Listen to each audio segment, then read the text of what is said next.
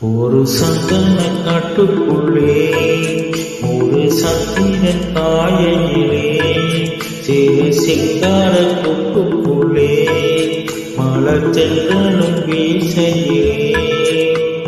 உள்ளுக்குள் தூங்கட்டுமே ராத்திரி வேளையிலே கண்முடிச்சி நான் இருப்பேன் கண்ணீர் பக்கத்திலே சோழி பூவே அறியும் பசும் சொக்க பொன்னே அறியும்